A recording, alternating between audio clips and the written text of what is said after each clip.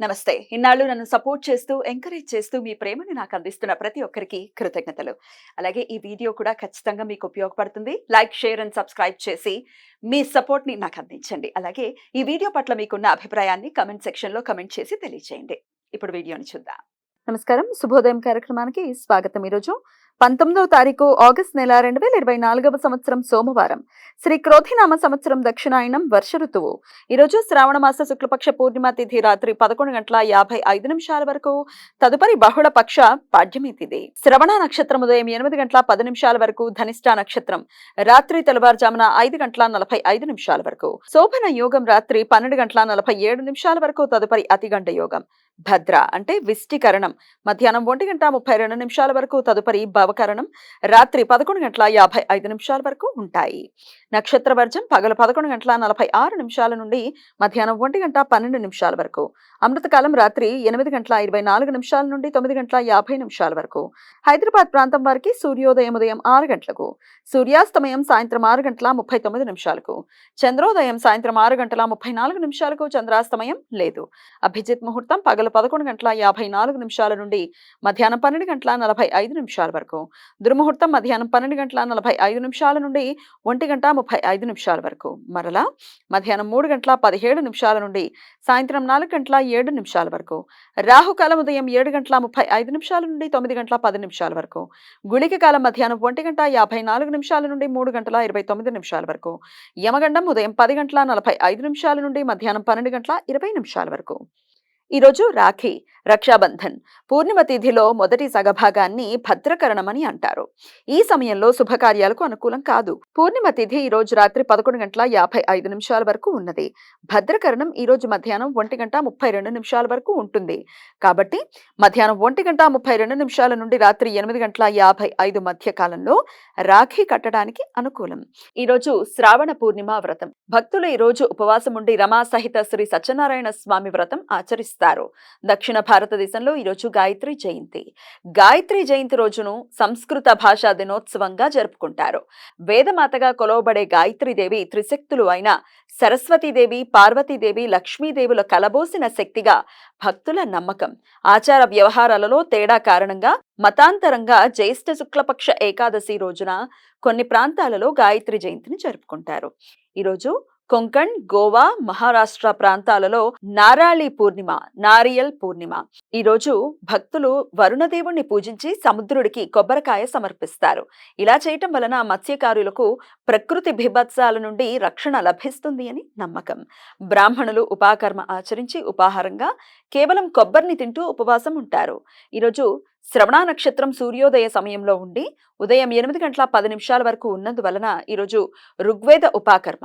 ఋగ్వేద శాఖ అశ్వలాయన సూత్రిక బ్రాహ్మణులు శాస్త్రోక్తంగా ఈరోజు యజ్ఞోపవీతాన్ని మార్చుకుంటారు.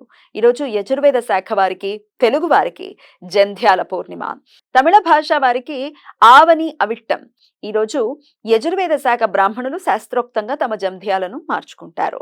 ఈరోజు విఖానస జయంతి. విష్ణుమూర్తి మానస రూపంగా విఖానస మహర్షి అంటే వైఖానసుడు ఈ శ్రావణ పూర్ణిమ నాడు నైమిసారణ్యంలో ప్రత్యక్షమయ్యారు అని పురాణ కథనం. విఖానస మహర్షి తన శిష్యులు అయిన భృగువు, మరీచి, అత్రి, కశ్యప ఋషులకు వైఖానస భగవత్ సూత్రాలు, వైఖానస ఆగమ శాస్త్రం బోధించారు. ఈరోజు వైష్ణవ ఆలయాల్లో ముఖ్యంగా తిరుమల, తిరుపతి దేవాలయాల్లో ఉత్సవాలు ఆహ్లాదకరంగా జరుగుతాయి. ఈరోజు హయగ్రీవోత్పత్తి, హయగ్రీవ జయంతి. గుర్రపు తలతో మనిషి శరీరంతో రాక్షసుల నుండి వేదాలను రక్షించటానికి విష్ణుమూర్తి హయగ్రీవ అవతారం ఎత్తాడు అని మహాభారత కథనం.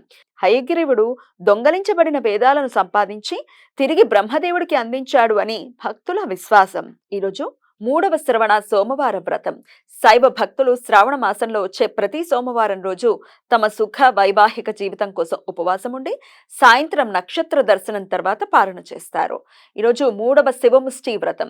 కొత్తగా పెళ్లైన స్త్రీలు వివాహమైన మొదటి 5 సంవత్సరాలు శ్రావణ మాసంలో వచ్చే అన్ని సోమవారం రోజుల్లో ఈ వ్రతం ఆచరించడం సాంప్రదాయం.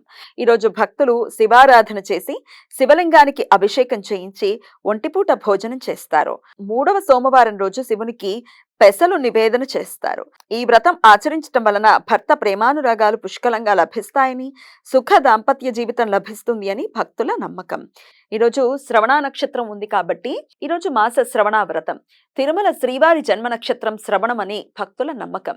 ఈరోజు వైష్ణవ భక్తులు రోజంతా ఉపవాసం ఉండి శ్రవణ వ్రతం ఆచరిస్తారు. ఈరోజు శ్రీ వెంకటేశ్వర స్వామి దేవాలయాల్లో కానీ వైష్ణవ దేవాలయాల్లో కానీ దీపారాధన చేసి శ్రీ విష్ణు సహస్రనామ స్తోత్ర పారాయణం చేయటం వలన సకల శుభాలు కలుగుతాయని నమ్మకం. వైష్ణవ సాంప్రదాయం ప్రకారం ఈ రోజు అన్వాదానం రోజు వైష్ణవులు ఉపవాసం ఉండి రేపు ఇష్టి రోజున యజ్ఞం చేస్తారు. ఈరోజు దేవి పవిత్రార్చనం. భక్తులు ఈరోజు పార్వతీదేవిని పూజించి దర్భలతో చేసిన ఉంగరాన్ని సమర్పిస్తారు. శుక్ల యజుర్వేదం కణ్వ సంహిత ప్రకారం ఈరోజు వరాహ జయంతి. వైష్ణవ దేవాలయాల్లో ప్రత్యేక శాస్త్రోక్త పూజలు జరుగుతాయి. తమిళ సాంప్రదాయ పంచాంగముల ప్రకారం ఈరోజు శివ పవిత్రారోపణం. ఈరోజు భక్తులు శివునికి రుద్రాభిషేకం చేసి యజ్ఞోపవీతం దర్భ ఉంగరాన్ని సమర్పిస్తారు. ఈ రోజు సాయంత్రం 7 గంటల నుండి అశుభ ధనిష్ట పంచకాల సమయం ప్రారంభమవుతుంది. చంద్రుడు కుంభమీన రాశుల్లో అంటే ధనిష్ట 3-4 పాదాలు, శతభిషం, పూర్వభద్ర, ఉత్తరాభద్ర, రేవతి నక్షత్రాలలో సంచరించే కాలాన్ని ధనిష్ట పంచకాలు అని పిలుస్తారు. ఈ సమయంలో శుభకార్యాలు చేయటం అనుకూలం కాదు అని ఉత్తర భారత శాస్త్రకారుల నమ్మకం. తెలుగు ప్రాంతాలలో అశౌచ విషయాలలో మాత్రమే ధనిష్ట పంచకాలకి ప్రాధాన్యత ఇస్తారు. సోమవారం శ్రవణ నక్షత్ర కలయిక ఉండటం వలన సర్వార్థ సిద్ధి యోగం ఈ రోజు సూర్యోదయం నుండి ఉదయం 8:10 వరకు ఉంటుంది. ఈ సమయంలో నూతన వ్యాపార ప్రయత్నాలు చేయడానికి, కొత్త పనులు ప్రారంభించుకోవడానికి అనుకూలం. ఈ సమాచారాన్ని మనకందించిన వారు మేడికొండూరు విశ్వనాథ్ ప్రసాద్ గారు. ఆయనకు కృతజ్ఞతలు తెలియజేస్తూ గాయత్రీదేవి స్మరణతో సమస్త సన్మంగళాని భవంతు. నమస్కారం.